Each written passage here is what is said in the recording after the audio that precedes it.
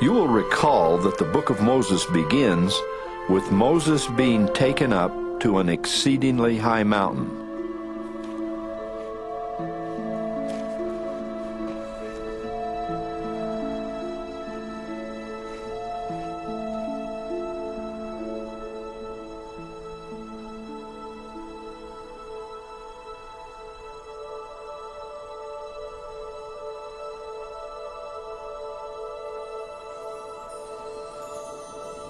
And the glory of God was upon Moses.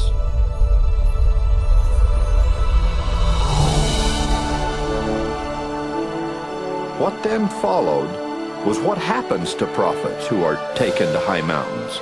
He saw God face to face, and he talked with him.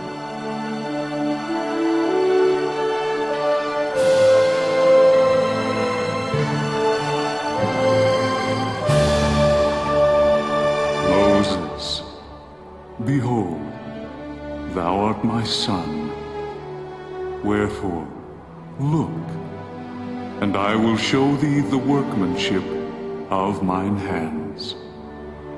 And Moses beheld the earth, yea, even all of it. And there was not a particle of it which he did not behold, discerning it by the Spirit of God.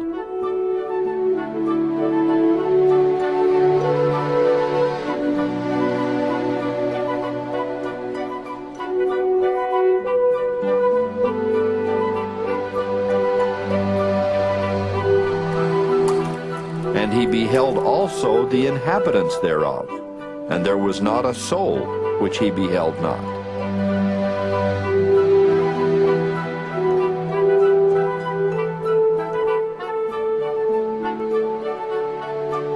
This experience is remarkable by every standard. It's one of the great revelations given in human history. But Moses' message to you today is, don't let your guard down. Don't assume that a great revelation, some marvelous illuminating moment, the opening of an inspired path, is the end of it. What happens to Moses next, after his revelatory moment, would be ridiculous if it were not so dangerous, and so absolutely true to form. In an effort to continue his opposition, in his unfailing effort to get his licks in later, if not sooner, Lucifer appears to Moses after God has revealed himself to the prophet, saying, Moses, son of man, worship me. But Moses is not having it. He has just seen the real thing. And by comparison, this sort of performance is really pretty dismal. Who art thou? For behold, I am a son of God.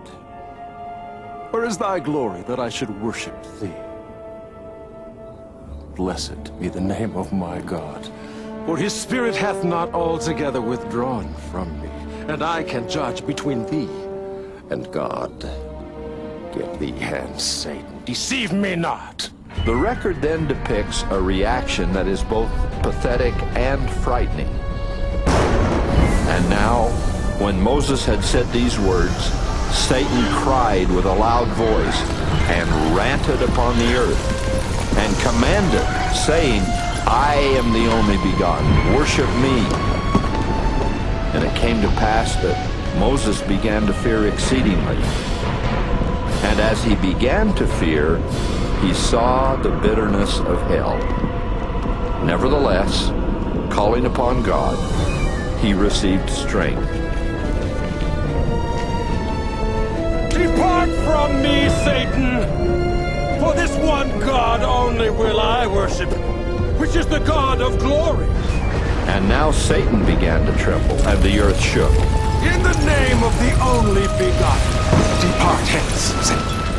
And it came to pass that Satan cried with a loud voice, with weeping and wailing and gnashing of teeth, and he departed hence.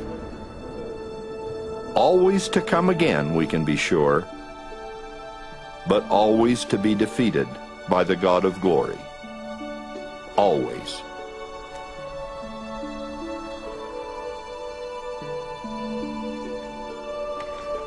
I acknowledge the reality of opposition and adversity that so often come after enlightened decisions have been made, after moments of revelation and conviction.